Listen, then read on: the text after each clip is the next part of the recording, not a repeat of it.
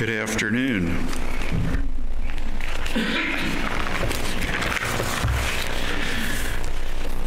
I will know tonight or early tomorrow all of the details for Bobby, but Miss Kay was telling me that due to some other things, it's quite possible that the service will be tomorrow evening and the burial on Tuesday.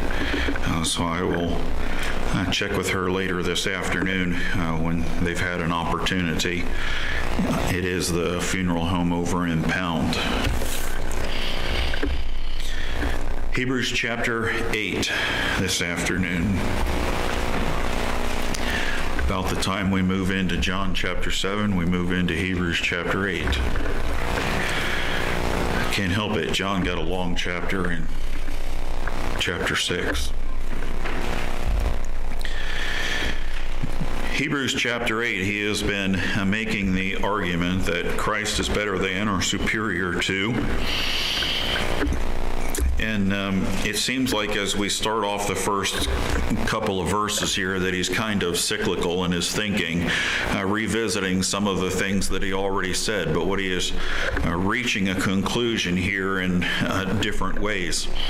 And what he is trying to tell us here is a new but never improved covenant. So let's start and we'll read down through verse 5. Now of the things which we have spoken, this is the sum. We have such an high priest who is set on the right hand of the throne of the majesty in the heavens, a minister of the sanctuary and of the true tabernacle, which the Lord pitched, and not man. For every high priest is ordained to offer gifts and sacrifices, wherefore it is of necessity that this man have somewhat also to offer. For if he were on earth, he should not be a priest, seeing that there are priests that offer gifts according to the law, who serve unto the example and shadow of heavenly things, as Moses was admonished of God when he was about to make the tabernacle. For see, saith he, that thou make all things according to the pattern showed to thee in the mount. Let's bow for a word of prayer.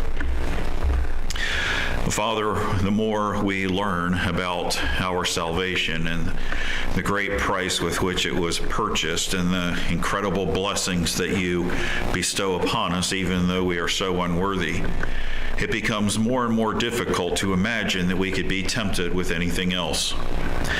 But in writing to these folks here who are struggling, it's imperative that we are not lazy and that we understand how great a salvation we truly have. Because if we never understand how great a salvation we have, then we're probably not as thankful as we ought to be. In Jesus' name we pray. Amen. The latest and the greatest. I was thinking this morning how much we get caught up in the latest and the greatest. And we think that something new is always going to be improved. Not necessarily so. Every once in a while, my job, we deal with firmware upgrades. And you go and you put a new upgrade on it, and next thing you know, you start having all kinds of problems out of it, and you have to go back and reinstall the other one and wait for them to fix whatever they were fixing so that you don't have problems with it.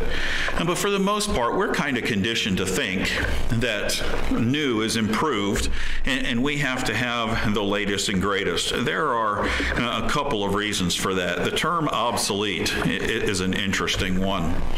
How many of you all have CD players in your car? Not a whole lot of them anymore, right? I loved having a CD player in my old truck, and when I started looking around, I was like, CD player? And that guy was like, seriously? I just got the look. I'm like, dude, I can't help it. I started to say, well, how about a tape deck? But you see, it used to be cassettes, and when cassettes came out, they were the greatest thing. But you tell kids nowadays that you got to stick a pencil in there and twirl the thing a little to get it tight so it doesn't eat it, and they look at you like, you know, you're a weirdo, man. Why would you? But now, what used to be cassettes and then went to CDs, and we were like, whoa, you can put so much more on a CD, and it's so much more reliable. But now you have a digital download. And I'm sitting there asking about a CD player, and the guy's like, well, it has CarPlay in it. You just plug your phone into it, and all the music you got on your phone. And I gave him the look. Dude, you're not talking to my wife. You're talking to me here. It's not my thing. I do not carry around, tons of music on my phone. That's what a radio is for. But we'll talk about that later. TVs used to be black and white. You remember black and white TVs. And some of you might not. With rabbit ears. And in certain locations, like where we lived growing up, rabbit ears didn't get it done, so you put a big antenna up beside your house, and if you couldn't get reception, you'd, open up the window and they'd holler while you'd twist the thing. Yeah, right there. And then you'd run back in, the wind would start blowing right in the middle of a ball game. You got to go, yeah, we can't see anything. You'd be out there trying to twist it. It used to be black and white with rabbit ears, and then color TV came along, and wow, what a big deal, and I'd hate to know how many millions of dollars they made, but then you got to have a big screen. I remember walking into a house, and the screen was so huge, and that thing was like 2 foot, 3 foot thick, and you could sit in one place in the house and have optimal viewing, and I was thinking, what about the rest of the family? And then they went to flat screens. Let's put them on the wall. We don't have to have this big 4 foot wide, 10 foot wide thing takes up half the living room. And then we decided we'd go to the plasma screens. Ooh. And then speeds got faster, and we do 4K, and they're talking 5K and all this other stuff, because I want it to feel like I am sitting right there. It's not enough just to watch it anymore. I used to joke for a long time, I'm a Steelers fan. But the Steelers are the other side of the state from us, and we'd watch games growing up. And I swear I didn't know. I thought Steelers played every game in the snow. That's what it looked like. And I remember going out to visit my cousin one time, and he was like, you want to go to a Steelers game with us? And I was like, yeah. I'm like, we better bundle up. Oh, no, it's going to be pretty nice. I said, I've never seen the Steelers play that it isn't snowing. Randy gave me a funny look like, what in the world? I didn't realize it was a TV thing. Stuff becomes obsolete. Aren't you glad your salvation doesn't become obsolete? Limited. There are a lot of religions nowadays that work on the base of limited knowledge. Well, you can never know for sure that you're going to spend eternity somewhere. Best that you can get is that you can hope for. Or the Muslims, if you die in jihad, that's the only way. There are limitations. Cell phones. When I was dating, I did not have a cell phone. Boy, you called your girl, you were sacrificing, because Ma Bell and AT&T, everybody, they were just bleeding you dry. A half an hour phone call, and it's crazy because I got down to college and cell phones were starting to show up, and some of the wealthier kids would have them, and they'd talk for hours and hours and hours, and I was like, I could never afford that phone bill. But you think about what a cell phone has replaced. You used to have a camera, and let's go old school because you put film in it, right?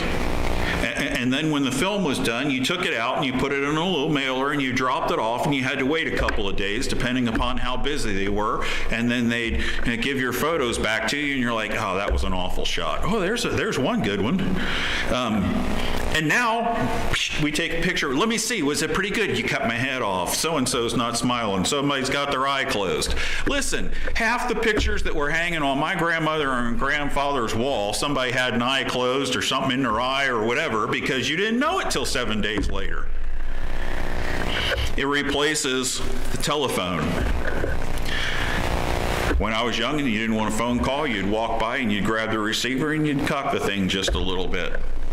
And sometimes it would take a long time before mom and dad they'd be walking around the house. Oh, wait, is that noise? Somebody didn't hang up the phone.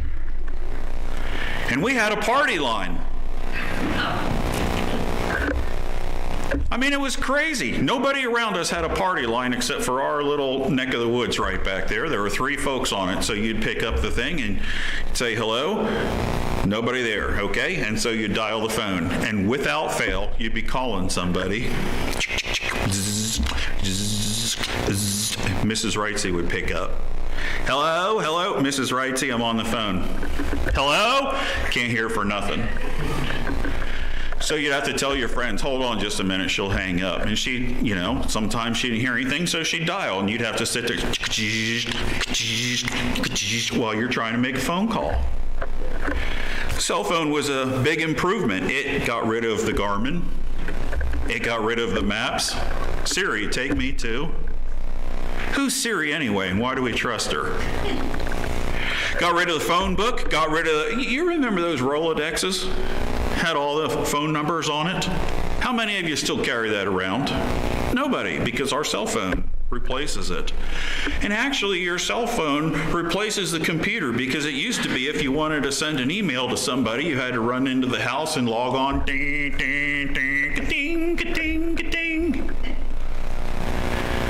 And so a lot of things are new and improved, and we look forward to it because it helps our life faster, and it does so much more, and it condenses things. But it also conditions us to think that way. So we have obsolete, we have limited, and then we have disposable. I remember learning to shave. It wasn't a disposable razor. You sharpen the thing. I've watched people sit there and sharpen the razor, and you'd go to town, and we used disposable plates over there so we didn't have to wash so many dishes, and we have disposable storage. My mom does not know what disposable storage is. I won't get in trouble if she's watching this one. Listen, I grew up with a matriarch that would collect your baggies in the plasticware and take them home and wash them and put them up, because that was good plasticware and you could use it again and again. And I'm like, why didn't we just use the silverware? We're going to wash plasticware, why don't we just use the silverware? Everything's disposable. Why? Because it's broken and it wears out and it becomes irrelevant. I can't tell you how many times I've had something that I really liked and something goes wrong with it. You take it into the shop and they're like, you just throw this one away and get a new one. No, I really like this one. Why can't I use this one? Well, it's going to cost you about $250 to fix this one. It's going to cost you about $70 to buy a new one. Why? Because it's disposable, right? And all these things condition us. We have become so used to the latest and the greatest, and it's time to move on to better. You don't have to wait 2 or 3 years to update your cell phone. They've got things now that every single year. We can stream hundreds of channels when we used to only have 4 or 5. All of these different things that we do. But what if suddenly there was nothing better? What if suddenly you reached perfection with whatever it was? They came out with a cell phone that could not be improved. They came out with. And the thing that they're struggling with here in Hebrews chapter 8 is that they're telling them, listen, when Jesus stepped onto the scene, the disposable way of thinking, the temporary way of thinking, the repetition of the old judicial system and the law was done away with. Matthew chapter 6 and verse 19 warns us about trusting in the things that are temporary. Listen, don't put your trust in things that moth and rust can corrupt, but learn to put your trust on those things that have eternal value, the things of heaven. And so the point here is, why, when you have something that will last for eternity, would you be tempted to go back to? Come on, be honest. How many of you would rather have a rotary phone hanging on the wall in your house than carry around your cell phone? How many of you would rather fight with the old tape deck that only had a couple of songs compared to just plugging your phone in and playing whatever playlist you want to? And that's the analogy that he makes here as he begins this chapter. Jesus Christ is so much better than that the very thought of going back to something else is crazy in any other area of our life. But here's the problem with that. If you don't understand how great Jesus Christ is, if you don't understand how good a salvation you have, then it becomes tempting sometimes to think about these other things. In verse 1, he's going to look at Christ's covenant, the new and the never obsolete. And in verse 1 and 2, he talks about it ministered by a superior high priest. He already talked about it in the preceding chapter. So what he does is he says, now of the things which we have spoken, this is the sum. And a lot of times when we think of that word sum in our mathematical thinking, we are adding up and saying this and this and this and this and this. And that's not what he's talking about here. This word would be better translated different than some. Principal thing would probably be better. Now of the things which we have spoken in this last chapter, talking about how Jesus Christ is better than, and he's a better high priest, this is the principal thing. This is the main point. In other words, the emphasis from the beginning has always been Jesus Christ's high priesthood and what it should mean to us and why it is such a big deal. Chapter 8 focuses on the new covenant. The argument here is, since the priest is superior, the covenant has to be superior. Now think of it in practical terms. You can have the greatest lawyer in all the world, but if you have folks contesting a last will and testament, the greatest lawyer can't do anything with an inadequate will, right? His hands are kind of tied, and he is limited to what he can do by the constraints of the will. And so when you think in that regard, a better priest and a better covenant. Think of a master piano player, the hours that they have put in and how great they can play. Then somebody wheels out for their concert, and usually they have a shiny, grand piano out there, and you're thinking, wow, man, I'd love to play a piano like that someday. But imagine if you showed up in the concert hall and you've heard this person's name for a long time. Ben is about to play for you. And you have been waiting and waiting and waiting because you know he's passionate and he loves to play. And they wheel out onto this stage, this thing that looks like they went down to Goodwill and rescued it from the junkyard or something like that. It is all broken down. It's not in tune, and it half worked. Listen, it doesn't matter how great the player is if the instrument is broken. And that's the whole premise of chapter 8 right here. And so he's going to start off here in verse 1 and talk about his moral adequacy. We have such an high priest. And that's all he's going to say, because this refers back to chapter 7, verses 23 through 28, particularly verse 26, which talks about how Jesus is morally perfect. He became us. He identifies with us, our needs, our limitations, our temptations. Turn to Matthew chapter 26, if you will.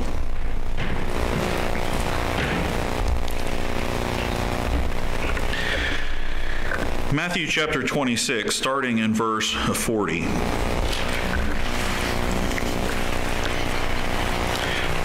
They are in the Garden of Gethsemane. They have had their last meal, and Jesus is facing the cross.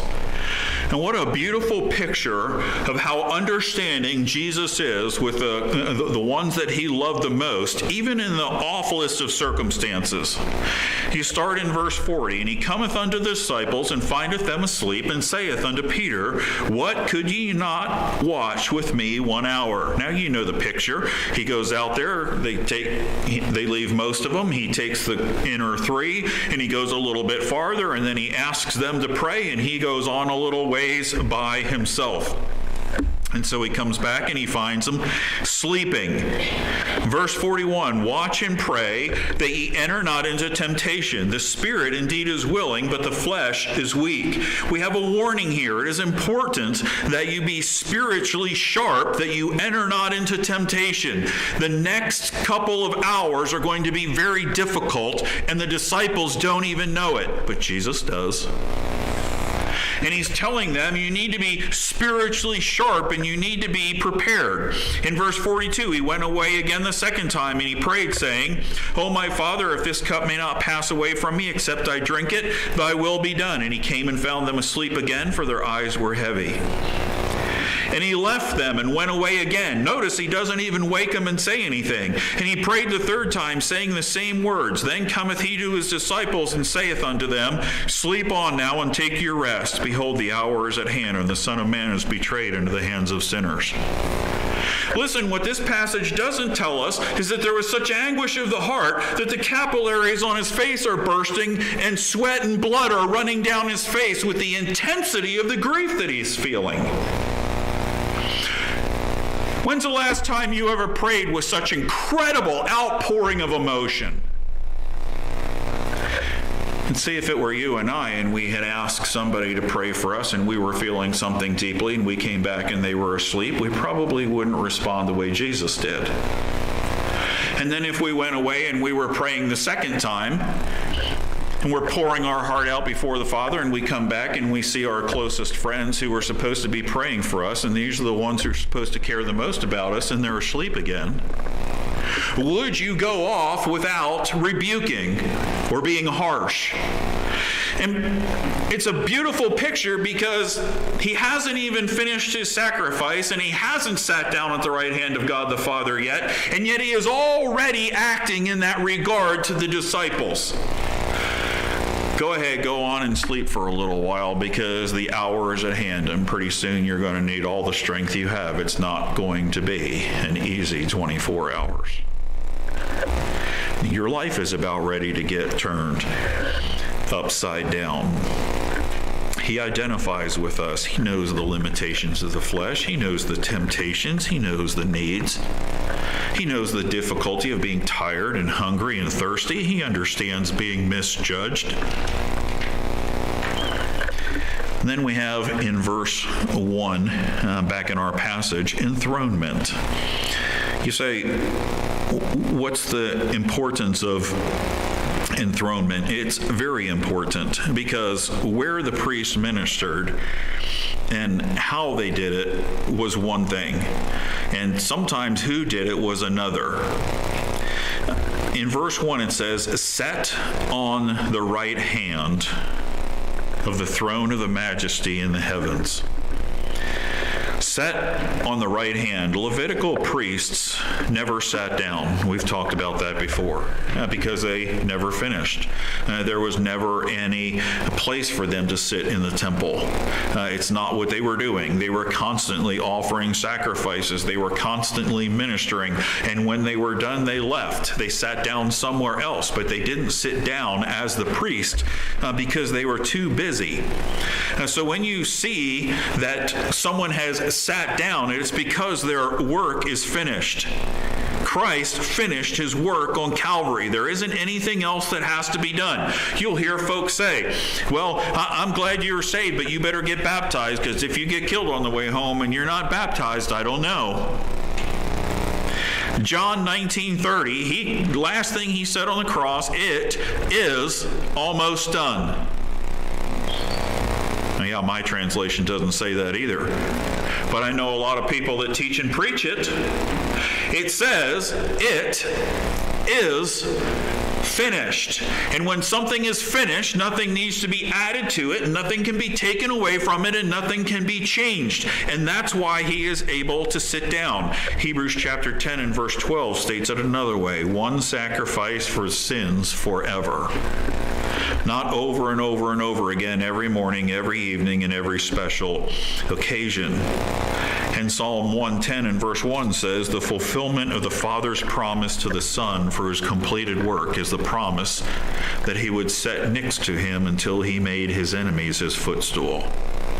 Why would the Father tell him to sit down until he made his enemies his footstool if the Son still had work to do for salvation? The position is also important. The right hand of a monarch was always symbolic of honor, exaltation, and power. It's where we get the phrase, "Well, that's his right-hand man."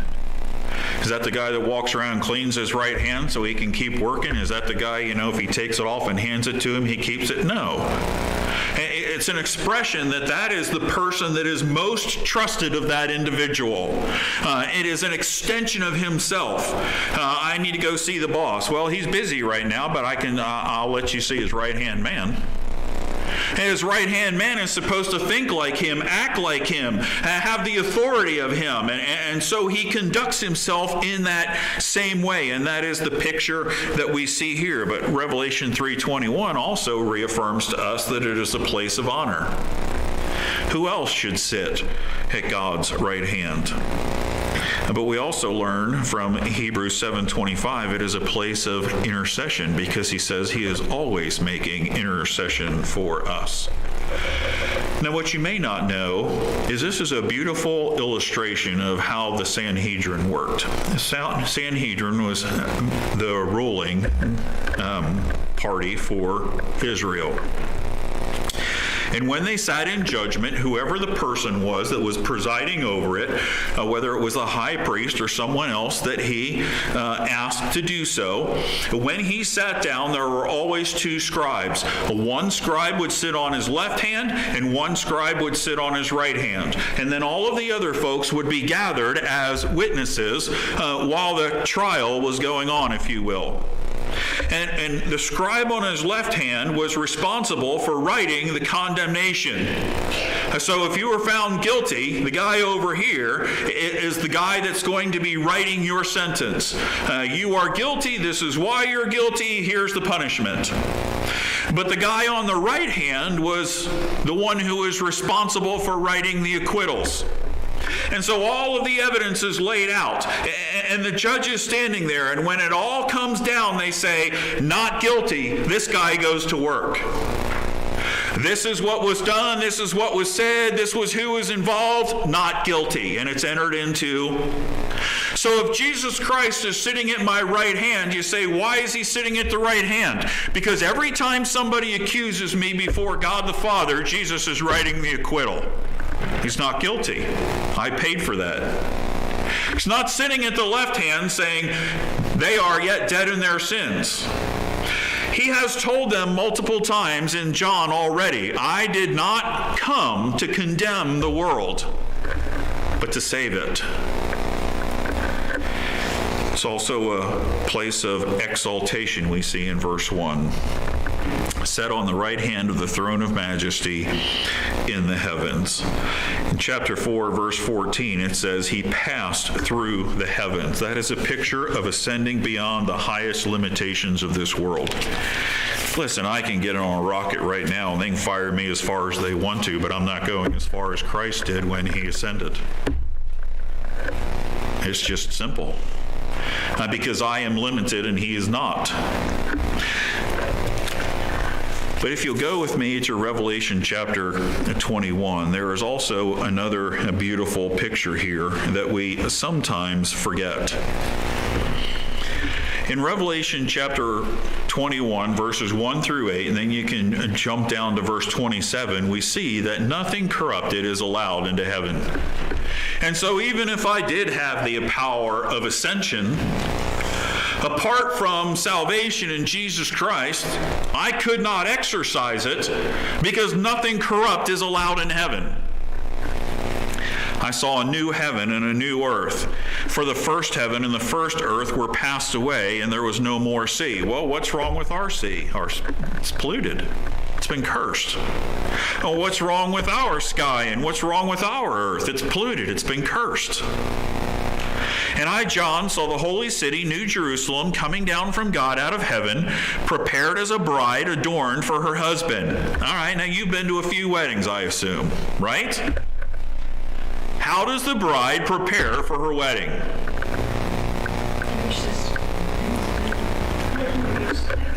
My word, they go get their nails done, they get a pure pedicure, and they get all fancied up, and somebody's doing their hair that they trust, and they're doing their makeup, maybe redoing it the third time. I didn't marry makeup, I married a beautiful girl. She asked me, what do you care about the wedding? Let me wear my boots. Good thing I didn't sprain my ankle. I'd have been in Hey Dudes. Been a whole different outcome. Brides look forward to, when they're young, they start planning it. Maybe my school was crazy or something. Them girls would carry around magazines. Oh, this is so awesome. When I get married, I want to do this. Look at these flowers. I'm thinking about doing such and such. No, I want an outside wedding. I want to get married at. I want. We're going to do. You don't just walk in the house, throw on whatever you sleep in, and walk outside in front of whoever and say, okay, let's do this. Let's get married. Not usually, right? There's preparation and expectation that goes on because it is something special. And the bride has been adorned for her husband because not just anything will do in heaven. And I heard a great voice out of heaven saying, behold, the tabernacle of God is with men, and he will dwell with them, and they shall be his people, and God himself shall be with them and be their God. And God shall wipe away all tears from their eyes, and there shall be no more death, neither sorrow, neither crying. Neither shall there be any more pain, for the former things are passed away. See, that stuff wrecks life as we know it now, and it's not allowed in heaven. And he that sat upon the throne said, behold, I make all things new. And he said unto me, write, for these words are true and faithful. Jump down to verse 27. And there shall in no wise enter into it anything that defileth, neither whatsoever worketh abomination or maketh a lie, but they which are written in the Lamb's book of life. And he doesn't have to have a grocery list here of all the nasty stuff that's not going to be in heaven. He just simply says there ain't going to be any. And nothing abominable, nothing that's not honest, none of that stuff is allowed in heaven because there's no corruption allowed there. It's a different kind of courtroom. I went to court a couple of months ago to be a witness for something just to watch what was going on. Those folks didn't dress up. They didn't look very nice. But several years ago, I had to represent a company, and when I went to court, I was wearing a dress pants and a dress shirt and a tie. And I noticed that when the lawyers showed up, they weren't just wearing blue jeans and some ratty old shirt. They were dressing up. Why? Because the higher the court with more authority, the better those folks looked. Listen, if you were arguing before the Supreme Court, you wouldn't show up in sneakers and blue jeans. It's inappropriate. And when you show up in God's sanctuary, well, now we're talking about a really special priest. Because it's far different than the sanctuary that was so limited that was in Jerusalem. In verses 2 through 5, he ministers in a better place. Let's talk about the sanctuary. You see, for the nation of Israel, it started with a tabernacle made of animal skins. Were they nice? Yes, but they were animal skins. It's portable. It moved with the nation of Israel, and it served its purpose. And at the time, it was a great thing. But then David wanted to build a more permanent house, because why should he be in big fancy house and his God was in this tabernacle of animal skins? It just didn't seem right. And so his son built a big temple made of cedar and gold and marble, and it was stationary. But you know what? It was still temporary, because Solomon's temple was destroyed by the Babylonians. And then when they came back after 70 years, they started rebuilding the temple, and Herod added to it till it became known as the Herodian temple, and that was destroyed by the Romans in 70 AD. Approximately 5 years after the writing of Hebrews. So while he is writing this, and these folks are reading it, they're thinking about their temple, and they're thinking about their sacrifices, and they're thinking about their priests, and little do they know that in just approximately 5 years, it's all going to end, and it's not going to happen again. And it hasn't happened since. You see, he writes here and he says there is a true tabernacle, and therein lies the difference. And sometimes when we think about these different words, we think in the wrong context. If I were to ask you, what does true mean to you, you'd probably say, well, not false. And that's not what he's talking about here, because true is not a matter of true or false. It's the difference between a type or a representation of something that is temporary and something that is real and permanent. Now let me give you a real practical illustration. Before my grandfather passed away, I could go up to his house and there were all kinds of pictures in this collage thing that used to hang in the kitchen. And there were representations of me when I was a little guy. I caught a 5.1 pound bass up there. And I'm dark as an Indian, standing there, little shaver, holding with two arms this huge bass that I had managed to catch. Question: is the picture real? You say yes, but not according to this word. See it as a type or a representation of something real. A picture of me, while it looks like me, is not me. And a picture of you, you know this, right? Listen, go on Facebook and look at some of the stuff these folks post. They never looked that good their whole life.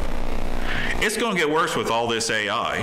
What would so-and-so look like if they were 20 years old? Why, who cares? They're 80. The representation, the type, is the picture. Did it capture a moment in time? Is it a true replica of something? Yeah, that's what I looked like when I was a little fry, grinning ear to ear, holding that fish. But boy, I sure look different now. Because the real thing has moved on and is different than what the type was. That's the statement that he is making here. Earthly, the old covenant, all the rituals, all the altars, the tabernacle are just types or representations of the real tabernacle in heaven. And while I grew up and I look far different than I did when I was 7 or 8 catching that fish, there is a drastic difference between what the tabernacle looks like in heaven and the tabernacle and then eventually the temple that were in Jerusalem. If you think about it, earthly worship is an inadequate display of heavenly worship. You remember when we studied the book of Revelation, you get to chapter 5 and some other places where worship breaks out around the throne room and we're given a glimpse. You don't have anybody there going through the motions. Everybody's singing. You don't have a couple of folks going, you know what, I can't sing, so I'm not going to participate. You don't have folks there that are wondering whether or not the Lamb is worthy to open the scroll. You don't have angels that are questioning whether or not they ought to do what God told them to. The amount and the integrity and the awesomeness of the worship that happens in heaven is so paled by what we do down here, and yet it's all we know to do. It is our best. At least I hope it's our best, right? Because he deserves it. Earthly priesthood is an inadequate shadow of Christ's priesthood. Because you're talking about sinful men that are only going to minister for a while compared to a sinless, perfect Son of God who lives eternally. And the last phrase I want you to see here: minister of the sanctuary and of the true tabernacle which the Lord pitched, and not man.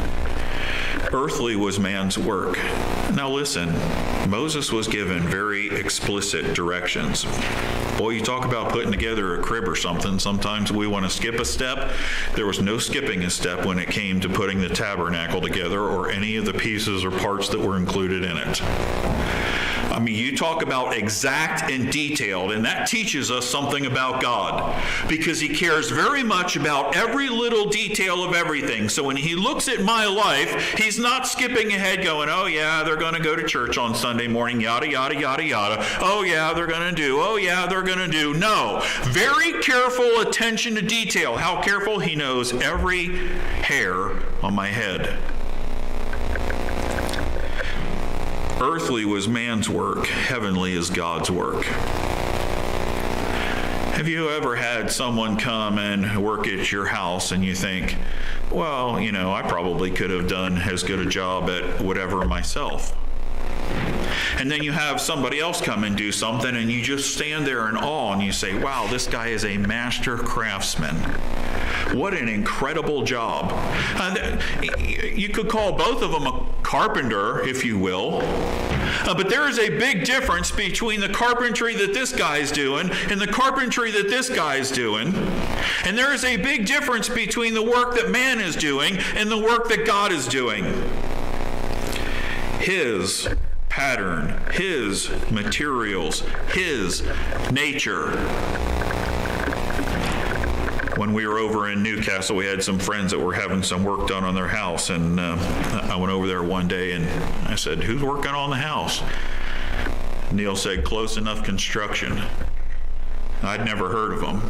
And he said, and he named the guy's name. My brother works with him now.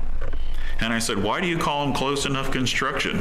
And he said, because the whole time he's working on the house, he goes down there and he measures and he marks and he cuts and he holds it up there and he says, hey, close enough.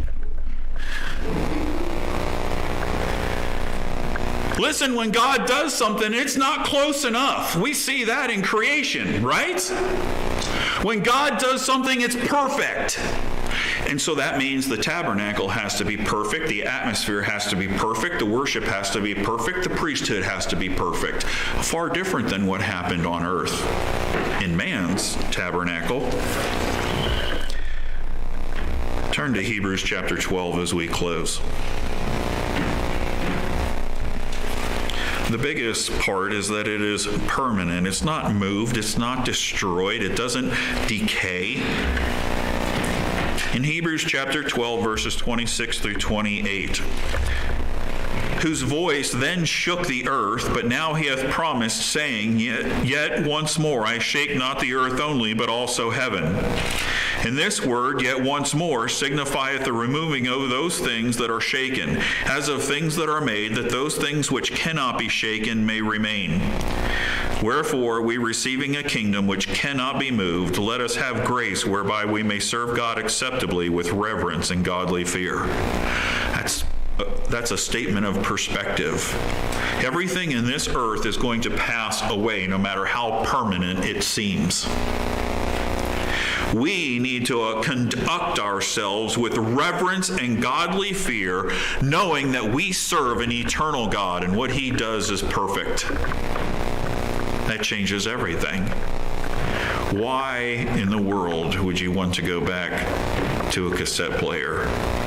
Why in the world would you want to go back to a rotary phone when you realize how much better we have now? But you know what? Those comparisons just pale. When you think about man-made religion versus the incredible priesthood of Jesus Christ, who once for all dealt with my sin problem, seated at the right hand of God because his redemptive work is done, and yet busy interceding on my behalf daily. What an incredible blessing our salvation is. Let's bow for a word of prayer. Father, thank you for such a great gift. Thank you for its immense cost. And may it always, always, always breed appreciation and gratitude and a heart filled with service for you, love for you, devotion for you. We all are so easily drawn astray, but help us to keep our eyes, as Paul said, fixed on the finish line, so that someday we can hear, well done, thou good and faithful servant. We can enter into the joys of heaven and really appreciate our great salvation. In Jesus' name we pray. Amen.